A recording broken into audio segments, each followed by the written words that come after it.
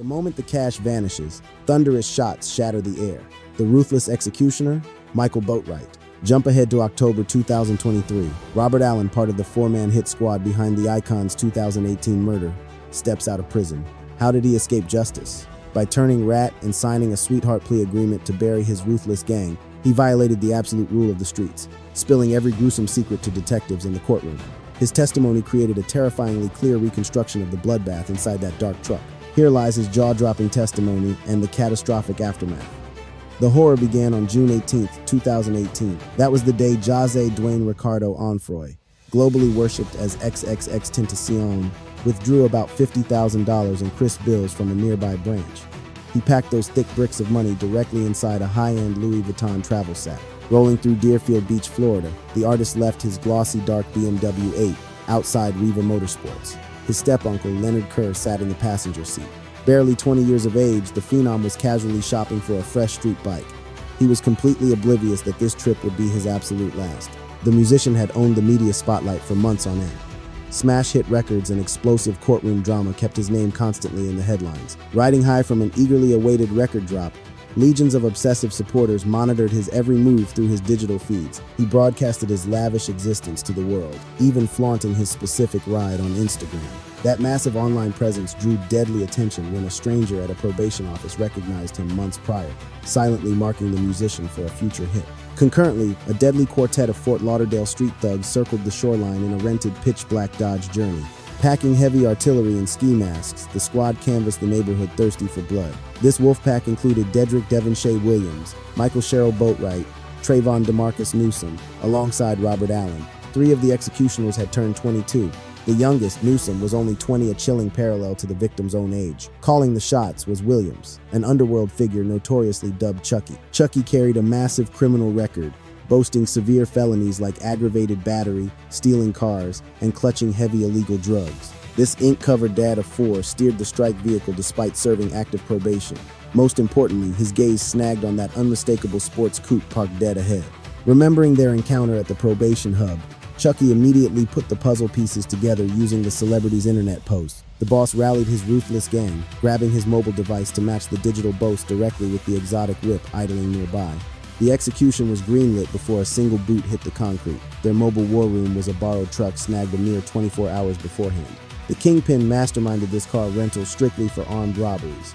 They conned a woman, Tony Robinson, into doing the paperwork because Allen possessed the gang's only valid driver's permit. The trial atmosphere grew suffocating during cross-examination. Who organized this leased car? Tell us. The terrifying response rang out across the room, dripping with malicious intent. Testifying under oath, the rat exposed their disturbingly reckless game plan: merely patrol the concrete and hijack unsuspecting ride, share drivers, or any vulnerable target carrying cash. Assassinating a worldwide icon was never the original plan. They were just savage hunters seeking fresh meat. This raid ran with military precision. Each gang member had strict orders to carry iron and hide their faces completely. Did the whole group intend to bring deadly firearms? The terrifying answer was an absolute yes, alongside ski masks. Allen clutched a lethal .40 caliber Springfield handgun. The others carried equal firepower. Newsome and Williams toted .38 caliber 6 shooters, one sporting an altered trigger. Boatwright brought the ultimate destruction: a vicious, short-barreled .22 caliber long gun. Creeping along Dixie Highway the second that exotic coupe appeared, no words were needed to sanction the hit. It was raw, animalistic bloodlust. The shot caller commanded his soldiers to breach the store and confirm the mark. The gang needed their scouts to physically look the icon in the eyes to ensure a match. Gliding inside, the spotter walked directly by the oblivious target and his relative. Blending in seamlessly, the shot caller smoothly bought a pair of black ski masks at the front counter. Meeting back at the ominous SUV, the fatal ambush was fully primed. Every killer sat strapped, chambered, and craving utter devastation. Terror suddenly gripped the turncoat, pushing him to violently abort the mission. He wildly alerted the crew about crisp surveillance cameras capturing their identities. Second thoughts emerged, until a brutal insult about being scared erased all fear. The triggerman growled, "Forget it, we're doing this," locking in the assassination. The petrified spotter froze in the vehicle. Concealing their bodies with black sweatshirts and masks, the 2 shooters geared up for battle as the kingpin kept the motor idling. Shifting across the pavement, the mobile tomb waited in suspense for a grueling 8 minutes and 35 seconds. That terrifying surveillance footage survived, allowing lead prosecutor Pascal Achille to unleash it during trial. She made the courtroom watch every single punishing tick of that 8-minute and 35-second stakeout. It was a terrifying, undeniable display of calculated murder broadcasted for everyone. The absolute instant the artist and his relatives stepped inside their exotic whip, the deadly trap snapped shut. The massive truck aggressively accelerated, totally blocking the exotic car from leaving. Two disguised killers attacked immediately, as the primary shooter shoved his weapon directly through the driver's glass. Pure pandemonium broke out. Guns pointed at the icon while the secondary attacker savagely yanked on his gold chain. Unable to break the jewelry, he dashed to the passenger side and breached the cabin. He violently grabbed the high-end bag stuffed with $50,000. Simultaneously, the horrified step-uncle in the passenger seat faced a loaded muzzle and commands not to move. Ignoring the threat, the uncle sprinted frantically across the busy road to survive a split-second decision that kept him breathing. The robber retreated, clutching the giant bag of cash. The robbery was a complete success. But in that split second, thunderous blasts ripped through the silence. The cold-blooded executioner, Michael Boatwright, the trajectory of death, firing point-blank through the side window. Trapping the legendary phenom in the driver's seat, the towering gunman pumped lethal leads straight into his left side. 3 catastrophic hollow-point bullets shredded the idol's throat. 2 massive projectiles lodged fiercely into his body, exploding into jagged shrapnel the second they hit. The brutal trauma annihilated a lung and narrowly sliced the primary vessel to his heart. The target died hopelessly exposed without ever throwing a punch or drawing steel. They had the money in hand well before the savage murder even occurred. The devastating nightmare officially ended at 4:51 in the afternoon Eastern Daylight Time, when surgeons pronounced him deceased inside Broward Health North. Fleeing the scene like rats, the murderous squad crashed their getaway ride before violently scrambling to a safe house located on 17th Court. Williams sped off in another vehicle. Converging at the safe house, the crew ripped open their prize. Inside, cold hard currency. The ultimate payload? Let us tally the blood money.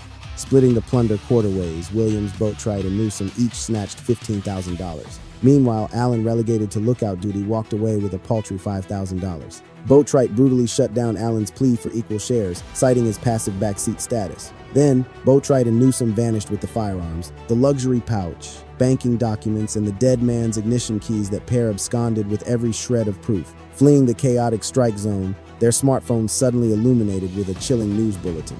Their bleeding mark was officially deceased. Guilt was entirely absent, with Chucky leading the sociopathic charge. Ice cold and thoroughly detached, he processed the lethal ambush as nothing more than a sick joke, a total void of human compassion. For the ensuing 48 hours, their personal cameras captured an incredibly disturbing victory lap. Social media feeds soon incriminated Williams, Boatwright, and Newsome as they shamelessly flaunted towering mountains of fresh $100 bills, laughing without a care in the world. 48 hours after the slaughter, Pompano Beach patrols ambushed Dedrick Williams during a standard traffic stop. Unbelievably, he was still sporting the identical vibrant footwear and basic shirt plastered across the showroom surveillance and his own online profiles. No change of clothes, no erased evidence. Boatwright fell to an isolated drug raid on July 5th, receiving his devastating murder indictment directly behind bars on July 10th. Fugitive task forces ultimately snared Allen hiding out in Georgia by July 26th. Nearly a month after the bloody execution. He had fled northward, shadowing Boatwright before they split up. Finally, a defeated Trayvon Newsome turned himself in alongside his defense attorney on August 7th. That finalized the syndicate's capture.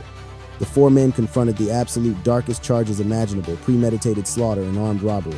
By July 2018, a grand jury locked in their doom.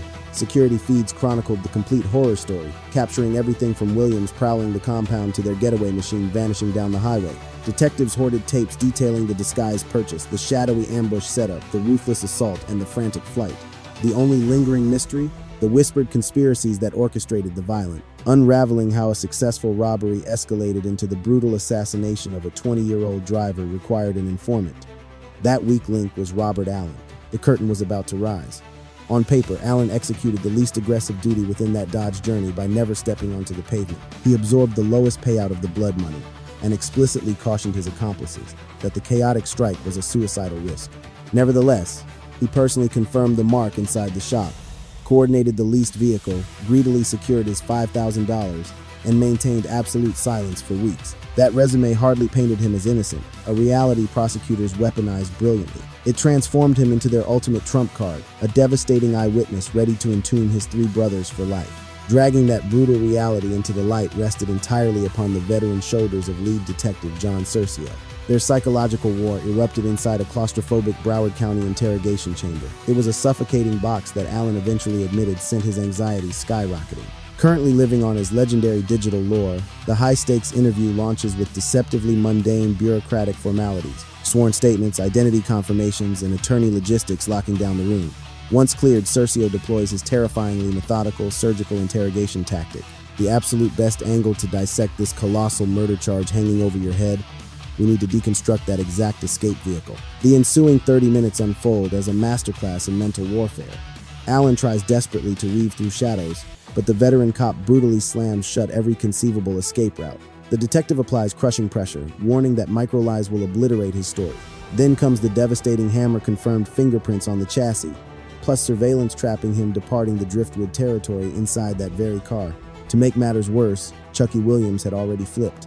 Agonizing inch by agonizing inch, the cornered suspect begins sketching the horrifying truth. He reveals how Williams locked down the transport, detailing how Tony Robinson was exploited as the paperwork dummy because the actual crew lacked proper credentials. The narrative shifts to their pre-strike rendezvous at Chucky's house, watching mindless broadcasting while chillingly finalizing their tactical face coverings. He outlines their fateful prowl down Dixie Highway, pinpointing the heart-stopping moment Williams spotted that pitch-black BMW and officially condemned the driver. Allen confesses taking the command to breach the store and confirm the prey. So what caliber of weaponry was Boatwright actively carrying? A shortened rifle, loud and clear. Let us be incredibly precise: an assault weapon or a standard handgun? An assault-style rifle. He thoroughly catalogs their lethal arsenal. He links the firearms straight back to Chucky's dwelling, flawlessly assigning each gun to its triggerman. He resurrects that adrenaline-fueled parking lot blockade, describing Williams hungrily assessing the victim's diamond-crusted pendants, luxury watch, and glowing jewelry. He also emphasizes his disregarded pleas from the rear seat about the ambush being pure insanity. Now, recount the exact second you barricaded his path to freedom. He meticulously plots the post-slaughter escape, stacking $10,000 bricks, fracturing the pot, and the suffocating drive backward as the permanent horror of their violence set in. Listen, the squad absolutely traded heated arguments. In reality, it was primarily me exploding in sheer, unadulterated terror. I frantically screamed about dying inside a concrete cell. Those monsters simply shrugged it away, insisting the coast was clear and deflecting all accountability. They swore I would never feel the legal heat.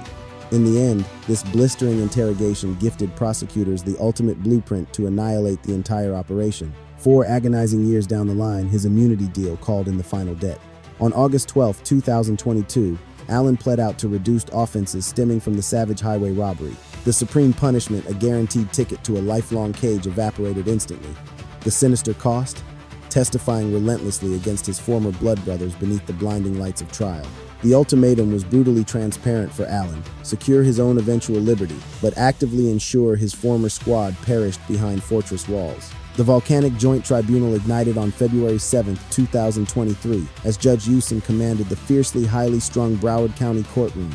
Taking the stand at dawn the following morning, Allen withstood 4 grueling days of ruthless cross-examination right up to February 13th. He gave prosecutors the chilling missing link that mute security footage couldn't catch. The cameras only caught 2 masked ghosts stalking a car. Ripping off their masks for the jury, Allen unmasked the killers. He laid out the dark scheming inside the sport utility vehicle, the cold-blooded trap, and how Williams masterminded the whole nightmare from the driver's seat. He described Boatwright and Newsome racking their firearms, the ruthless maneuver to box in the premium ride, and their explosive ambush right out of the doors. Prosecutors painted this exact terrifying picture during opening statements. Allen simply took the oath and backed up that horrifying timeline, agonizing detail by agonizing detail. Boatwright leveled a lethal rifle squarely at the victim's head. In the blink of an eye, Newsome dived for the icy chains before ripping away the money pack bag. Newsome bolted back to their getaway rig, clutching the loot, immediately followed by the deafening roar of unprovoked, merciless gunfire. The witness swore lead started flying the exact instant the bag was taken. Staring down Michael Boatwright, he identified the shooter, swearing the man blasted 2 or 3 fatal shots. The informant positioned Onfroy right at the driver's side door. Unbelievably, this entire blood-soaked execution was over in barely 3 terrifying adrenaline-fueled minutes. Speeding away from the dealership, the hit squad realized their target was dead. Boatwright's sickening reaction was simply reaching over and blasting the car radio. Defense attorneys spent relentless days absolutely butchering his credibility. They painted him as a 12-time convicted felon and a pathological liar, sacrificing everyone just to save himself. They crucified him for flipping his story between his 2018 interrogation and his 2023 testimony, claiming he sold out to please prosecutors. Boatwright's defender attacked viciously, mercilessly interrogating the snitch over every microscopic flaw and stutter in his old records. But Allen didn't flinch. He openly admitted he was hunting for a lighter sentence. He even boldly agreed that he was, historically, a deeply unreliable narrator in the criminal underworld. But he fired back a devastating response, bluntly explaining that while he badly wanted freedom, the crushing weight of real guilt was eating him alive. He revealed how seeing weeping faces in the courtroom pushed him to deliver raw justice and closure for Onfroy's shattered family, bleeding friends, and heartbroken global fans. The defense hit an absolute brick wall. Every horrifying detail the informant spilled locked perfectly into place with the ironclad physical evidence left in the blood. Genetic material yanked off those black masks purchased at the store traced a direct line to Dedrick Williams. The astronomical odds of a glitch were 1 in 831 octillion. Biological evidence clinging to a second mask zeroed right in on Boatwright, bearing jaw-dropping statistical odds of 1 in 929 nonillion. These unbelievable numbers were delivered by Nicole Arnott, an elite scientific expert straight out of the Broward County Crime Lab. Phone pings trapped Boatwright's mobile directly at the crime scene during the execution. Even worse, his digital footprint was wirelessly linked right to their rented escape ride. Detectives storming Boatwright's home discovered a box of .22 caliber bullets missing exactly 4 shells, which was the exact count of hot lead pumped into the fallen artist. Law enforcement found a stray .22 caliber casing at the Williams house. Worse still, Boatwright stamped his damning fingerprint straight onto the driver door of the high-end coupe. Cyber forensics caught Boatwright desperately searching the dead rapper's moniker and accessory charges seconds after the murder. Throwing gasoline on the flames, the ex-lover of Williams dropped a bomb on the stand. Testifying under oath, she swore her ex admitted to commanding the blood-soaked robbery. He then viciously bullied her to fake legal papers claiming he was miles from the driver's seat. She flat out refused him. Deep within the gloomy bowels of the holding cells, an active deputy overheard Newsome screaming bloody murder at his old partner during transit. He called him a rat, a Judas, and roared that he was sleeping with the cops. Allen exposed this lethal intimidation for the jury, making for an incredibly explosive trial moment. The defense threw a chaotic, desperate theory into the ring, trying to pin the blame on megastar Drake. They weaponized a stale online feud to spin a fantasy that another kingpin bought the murder. Police and sworn witnesses absolutely nuked that absurd conspiracy. The key informant laid down the harsh truth. This was a chaotic, impulsive robbery gone wrong, with nobody else pulling strings. With pressure cooking inside the deliberation room, jurors demanded to see about 1,200 private messages ripped from the killer's secret phones. They fiercely wrestled with the facts for over 27 punishing hours, across 8 agonizing days. The tension stretched so thin that crazy theories of a hung jury caught fire online. Experts immediately pointed to the total chaotic logistics of the legal battle. The judge had to juggle 3 alleged assassins armed with 3 completely separate, fierce legal teams. The mountain of physical proof was so terrifyingly huge, the jury had to carve through it bone by bone. Just hunting through those 1,200 texts swallowed days alive. This brutal, drawn-out deliberation was absolutely not a sign of a crumbling prosecutor argument. It proved these everyday people bore the crushing gravity of justice like a badge of honor. At last, on March 20th, 2023, the courtroom doors blasted open with the final kill shot. Guilty. Every last defendant sank on all counts, officially branded as cold-blooded murderers who pulled off a savage armed robbery. Knowing his life was over, Michael Boatwright icily turned to the weeping relatives and blew a twisted, demonic kiss. The ultimate gavel crash echoed on April 6, 2023. 3 condemned killers stared at Judge Michael Newsome to find out how many days they had left to breathe. In a haunting reality check, the verdict was identical for all 3, the absolute end. Trayvon Newsome and Dedrick Williams were sentenced to decay in a cage until death, permanently robbed of parole. It was an unbreakable, merciless decree. The judgment was utterly ruthless and final, slammed down with the chilling certainty of a fate locked in blood. But for the actual shooter, the monster who cruelly blew a kiss at shattered families, the hammer dropped even harder. He absorbed consecutive life sentences, brutally weighed down with another 30 years. Staring dead into the killer's eyes, the judge stated he warped a petty robbery into an outright massacre. The split second you squeezed that trigger, you butchered way more than just one life. You completely annihilated 5 separate futures, including yours. Your entire world is now a concrete tomb built around a freezing steel slab welded right into the wall. That is your bed until you die. Centimeters away waits a harsh aluminum sink and a brutally cold steel toilet. One morning, deputies are going to rack those heavy iron doors at sunrise just to drag out your dead body. The final toll is exacted only when your time is up. Throughout the grueling ordeal, the armed man stayed absolutely rigid, devoid of any motion. Jump to the 17th of May, 2023. The insider finally stepped back into that identical courtroom to confront his own impending destiny. He offered the singular element his former crew completely lacked: pure, devastating honesty, locking eyes directly with the shattered, grieving families. Staring at the judge, he confessed, "Taking my final breath in a cage is fine. Stepping into the shadows always guaranteed catastrophic consequences. Pass your judgment. I just pray for leniency." The gavel wielder emphasized the informant's crushing remorse, a staggering departure from the chilling apathy of his former squad. The official also emphasized his jaw-dropping backstage alliances. The shattering secrets he dropped actually cracked an entirely distinct underworld syndicate puzzle wide open. Prosecutors hammered down a terrifying truth. Turning against those vicious street figures painted a giant, everlasting bullseye on his own shadow. The fallen star's shattered family learned of this shocking arrangement early. Surprisingly, they granted the highly polarizing agreement their absolute, unquestioned approval. The ruling struck, 7 years in a cage, yet rotting in lockup for almost 4 years, 9 months, and 21 days chipped massively at that total. Running that math left just 24 months on his tab. The raw truth? His grueling stint in the shadows was essentially already history. Those grueling seasons rotting in a holding cell waiting for a verdict had basically erased the massive toll he owed the public. Come October 26, 2023, the famous insider tasted freedom. His next chapter, 2 decades of intense monitoring, a phantom residence, and strict weekly check-ins. He endured mandatory in-person meetings every 6 weeks and an unbreakable order to avoid the fallen's family completely. Chasing the limelight again was absolutely prohibited. Sparking another media frenzy was a massive no-go. At first, he successfully laid low, letting the public completely move on from the harrowing ordeal.